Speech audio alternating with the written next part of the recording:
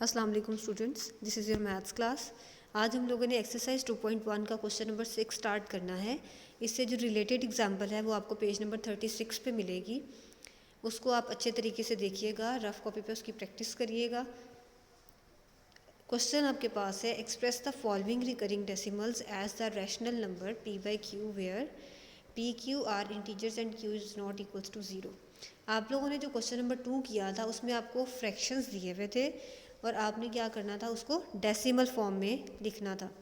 इसमें क्या है कि आपके पास फ्रैक्शंस नहीं दिए हुए बल्कि डेसिमल्स दिए हुए हैं और आपने इसको फ्रैक्शनल फॉर्म में लिखना है। जो कल काम किया था उससे उलट काम आज हमने करना है। सो क्वेश्चन स्टार्ट करते हैं। पार्ट नंबर 1 आपको नज़र आएगा 0.5 बार, 5 पे बार लिखी हुई है।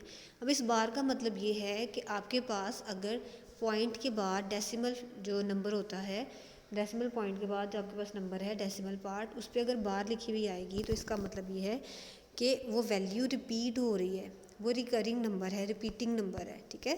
सो 0.5 बार का मतलब है कि 5 बार बार रिपीट हो रहा है। सो इसका सेम स्टेप्स है सारे पार्ट्स के, सिर्फ एक चेंजिंग आएगी हर क्वेश्चन में, वो भी उसके डेसिमल पार्ट पे है कि अगर डेसिमल पार्ट में सिंगल नंबर रिपीट हो रहा है तो उसको किस नंबर से मल्टीप्लाई करना है, अगर डबल नंबर रिपीट हो रहा है तो उसको किससे मल्टीप्लाई करना है। सिर्फ ये फ़र्क है, बाकी सब कुछ सेम है इन क्वेश्चंस के अंदर। लेट कर लेंगे गिवन नंबर को हम x के इक्वल, y के इक्वल भी लेट किया जा सकता है, z के इक्वल भी लेट किया जा सकता है, कोई भी वेरिएबल आप लेट कर सकते हैं गिवन नंबर के equal. So let x is equal to 0.5 bar. अब इसको क्या किया है, 5 के ऊपर से बार अगर हम हटा दें तो इसका मतलब है कि 5 एक रिपीटिंग डेसिमल बन जाएगा। So x is equal to 0.5555 and so on हमने लिख दिया क्योंकि ये ख़त्म नहीं हो रहा, ये रिपीट हो रहा है बार बार। ठीक है। इसको इक्वेशन नंबर 1 का नाम दे देंगे। अब फ़र्क जो है बाकी क्वेश्चंस का और इसका वो ये है कि अगर आपके पास पॉइंट के बाद एक सिंगल वैल्यू रिपीट हो रही है तो आपने लेट करने के बाद जब इक्वेशन नंबर 1 बनानी है तो आपने 10 के साथ मल्टीप्लाई करना है इक्वेशन के दोनों साइड्स पे।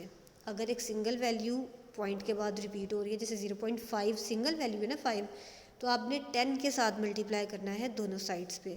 सो मल्टीप्लाइंग बोथ साइड्स बाय 10 के साथ हमने मल्टीप्लाई किया, 10 को 0.55 के साथ मल्टीप्लाई करेंगे तो 5.55 आ जाएगा इसका आंसर।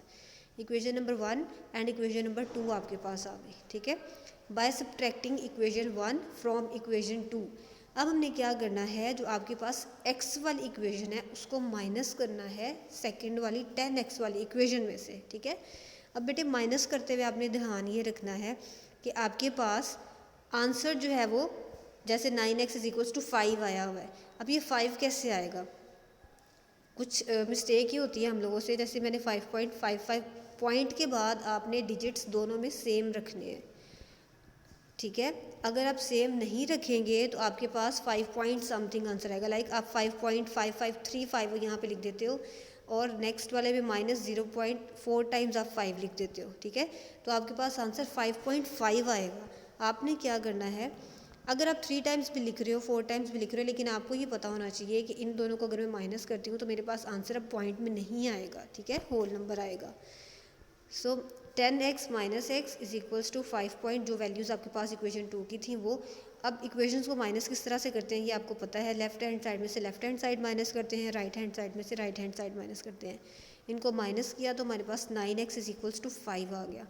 क्योंकि हमें x की वैल्यू चाहिए यानी 0.5 बार की वैल्यू चाहिए, तो x वहीं रहेगा और 9 जो है वो मल्टीप्लाई और x के साथ उसको हम डिवाइड कर देंगे।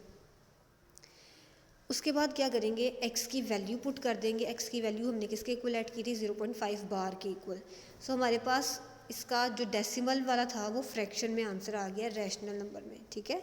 0.5 बार इज इक्वल्स टू 5/9, यही चीज़ हम लोगों ने फाइंड आउट करनी थी।